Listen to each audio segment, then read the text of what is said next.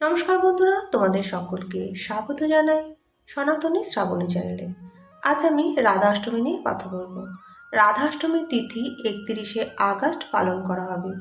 অষ্টমী তিথি শুরু হবে 30শে আগস্ট 10টা 46 মিনিট, আর অষ্টমী তিথি শেষ হবে 1 তারিখ সেপ্টেম্বরের রাত 12টা 57 মিনিটে। এই শুভ দিনে রাধারানীর সাথে সাথে ভগবান কৃষ্ণেরও পুজো করা হয়। রাধা অষ্টমী উপবাসের আচার অনুষ্ঠান ভক্তদের পূর্বজন্মের পাপ থেকে মুক্তি হয়। বিশ্বাস করা হয় যে রাধারানীর পুজো করলে ভগবান কৃষ্ণ সন্তুষ্ট হয়। তাই ভাদ্রপদ অষ্টমীর দিনে ভগবান কৃষ্ণ এবং রাধার পুজো করা হয়। হিন্দু পৌরাণিক কাহিনী অনুসারে ঋষি নারদ শ্রীকৃষ্ণের সাথে দেবী রাধার পুজোর প্রয়োজন কেন তা বর্ণনা করেছিলেন।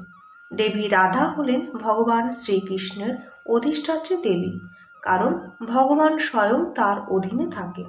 তাই বৈষ্ণবরা জন্মাষ্টমীর সাথে সাথে রাধাষ্টমীও পালন করে থাকে। কৃষ্ণ অষ্টমীর ঠিক 15 দিন পরেই রাধাষ্টমী পালন করা হয়। এই দিন ভক্তরা নির্জলা উপবাস থেকে রাধারানীর সাথে সাথে ভগবান শ্রীকৃষ্ণেরও পুজো করেন।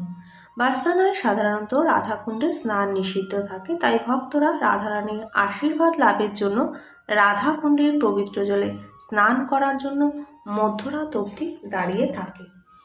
কৃষ্ণ জন্মাষ্টমীর মতো রাধারানীও যে ব্রজ ও বার্সানায় একটি বড় উৎসব পালিত হয়।